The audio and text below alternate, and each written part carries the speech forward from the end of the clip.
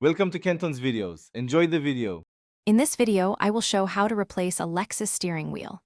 Disconnect the negative battery terminal and wait before touching the airbag to avoid accidental deployment. Start by centering the wheels and marking alignment points on the wheel and column so reassembly is accurate. Lay out tools in order and take clear photos of connector positions. Work methodically, keep fasteners grouped, and avoid forcing any plastic trim pieces to prevent breakage. Begin by loosening the fasteners that hold the airbag and switch pod assemblies, and remove trim pieces gently to expose connectors. Take photos and label each connector to make reassembly straightforward and to protect the clock spring orientation. Place the airbag module face up on a flat, stable surface and avoid static or sharp objects.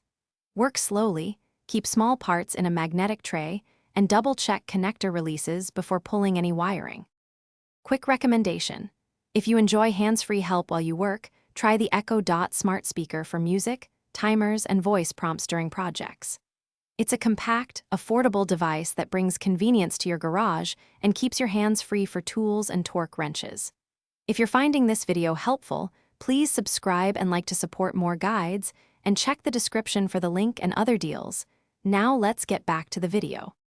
Slide the replacement wheel onto the spline shaft using your alignment marks to ensure it sits perfectly centered on the column. Tighten the main retaining nut to the specified torque and then reconnect the clock spring and any control wiring exactly as labeled.